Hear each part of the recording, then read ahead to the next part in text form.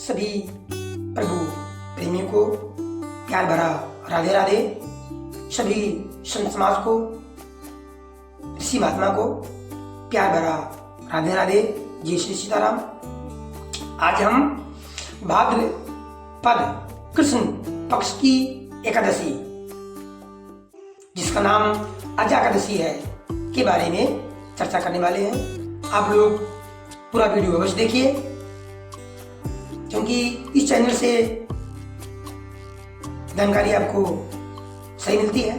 कैसे अजा एकादशी का व्रत किया जाता है, इसका महत्व क्या है, इसकी पौराणिक कथा क्या है, हमें क्यों करना चाहिए, इस वीडियो में आप लोग पूरे बने रहिए और पूरे मन लगाकर भाद्रपद कृष्ण पक्ष की एकादशी का व्रत विधान कथा अवश्य सुने।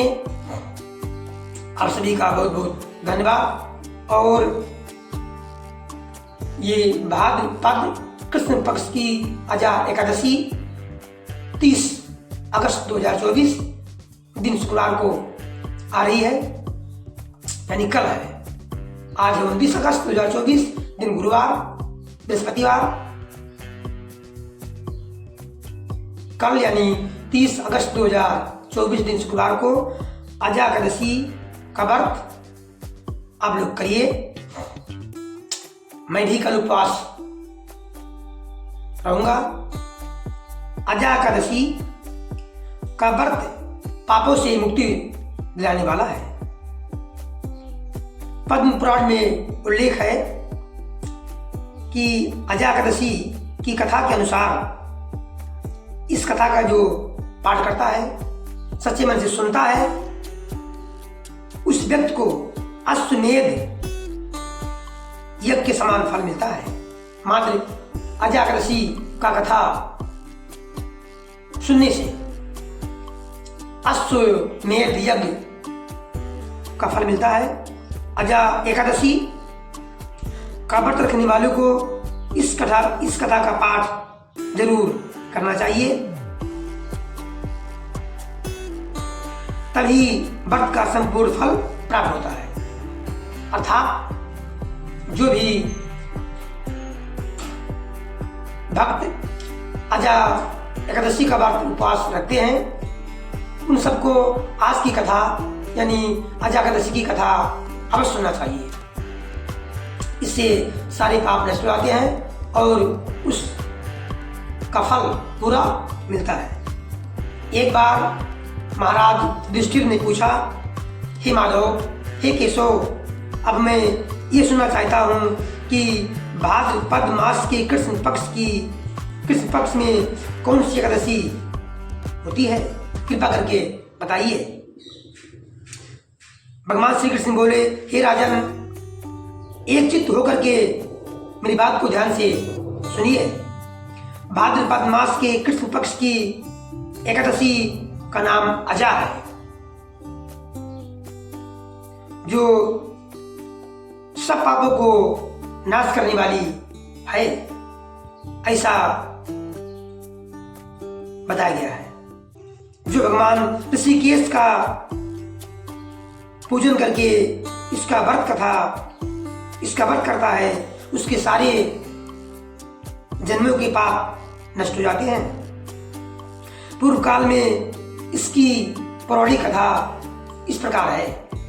पूर्व काल में हरिश्चंद्र नामक एक विख्यात चक्रवर्ती राजा थे, जो प्रभु राम के पूर्वज थे। प्रभु राम के कुल में पैदा हुए थे, प्रभु राम के पूर्वज थे। इनके पहले राजा थे, उनका नाम था हरिश्चंद्र, जो समस्त भूमंडल के स्वामी और सत्य प्रतीक थे, सत्यवादी थे। आप लोगों ने सुना होगा कि राजा हरिश्चंद्र अपने सत्यवादी के लिए बहुत ही प्रसिद्ध थे। एक समय किसी कर्म फल का भोग प्राप्त होने पर उन्हें राज्य से भ्रष्ट होना पड़ा। इसकी कथा कुछ ऐसी है कि एक बार राजा हरिश्चंद्र को स्वप्न में ये दिखाई दिया कि एक महर्षि है जिसका नाम विश्वामित्र है। मैंने उस महात्मा को यानी विश्वामित्र जी को अपना पूरा राजपाट दान में दे दिया है। ये उन्होंने स्वप्न में देखा था और अगले दिन साक्षात विश्वामित्र जी उनके दरवाजे पर पधार गए और मांगने लगे कि जो आपने स्वप्न में मुझे दान दिया है उसके बारे में आप क्या सोच रहे हैं।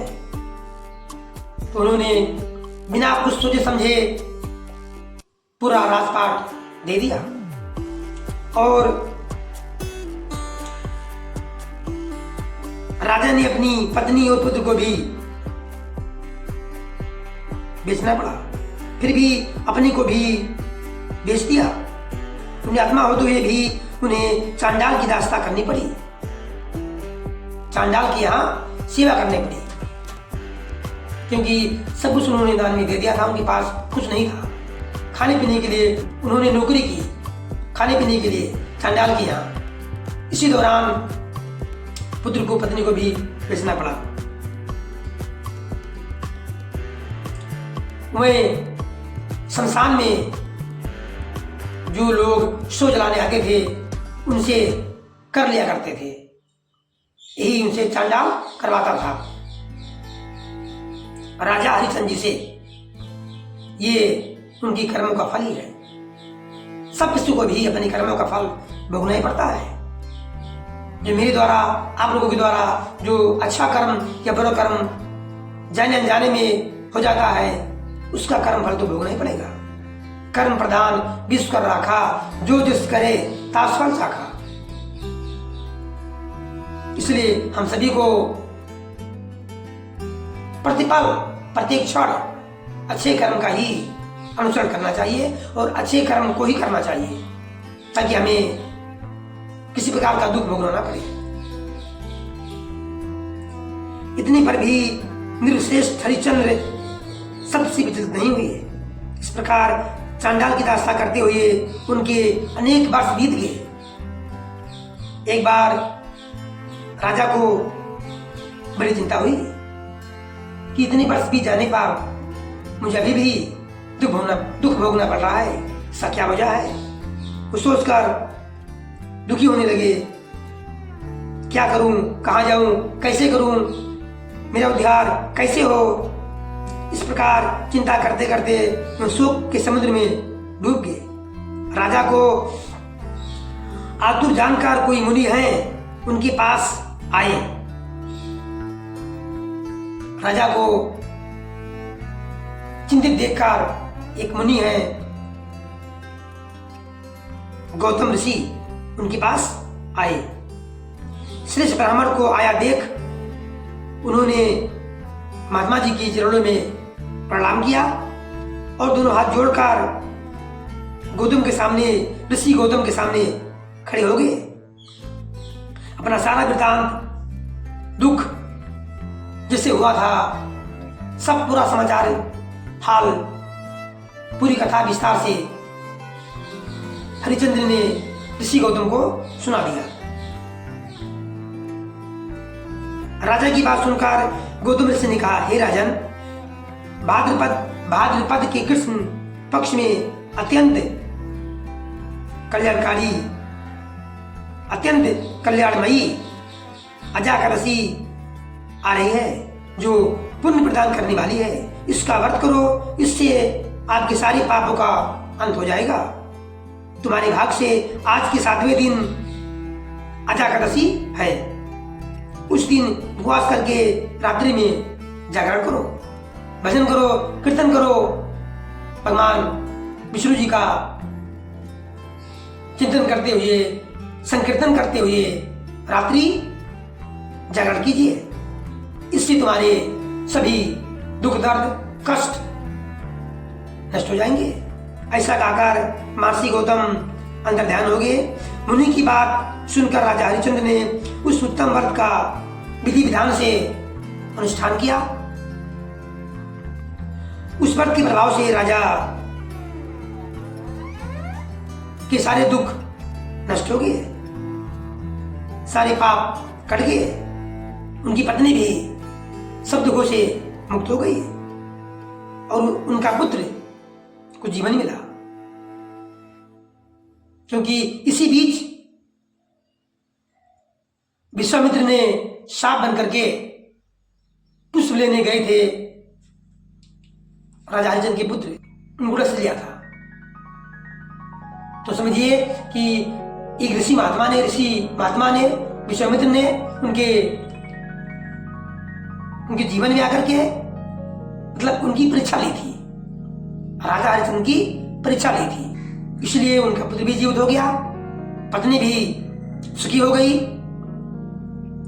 आकाश से फूलों की वर्षा होने लगी, आकाश में नगाड़े बाजे दुंदुभिया बजने लगी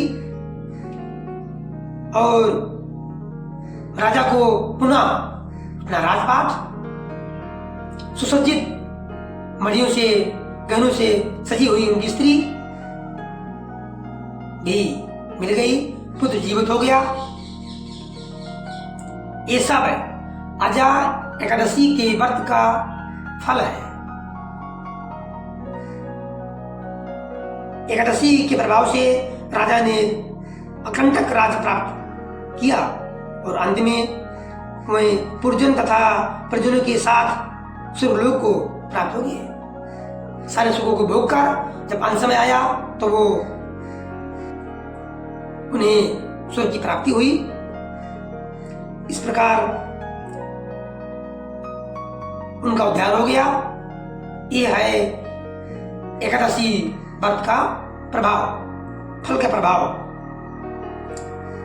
राजा युधिष्ठिर, जो मनुष्य ऐसा व्रत करते हैं, कृष्ण भगवान ने कहा, हे राजा युधिष्ठिर, जो मनुष्य ऐसा व्रत करते हैं वह सब पापों से मुक्त हो जाते हैं और अंत में स्वर्ग को प्राप्त होते हैं। इसके पढ़ने से और सुनने से, आजा एकादशी की कथा को पढ़ने से सुनने से भी अश्वमेध यज्ञ का फल प्राप्त होता है। इसलिए आप लोग जो कथा सुन रहे हैं आजा एकादशी की, आप लोगों को अवश्य अश्वमेध यज्ञ का फल अवश्य मिल गया होगा आज की कथा को सुनने से। आप सभी का बहुत बहुत धन्यवाद। प्रभु प्रेमियों को प्यार भरा राधे राधे। भगवान करे आप सभी लोगों का दिन शुभ हो। जय श्री सीताराम, जय श्री राधे, हरि ओम।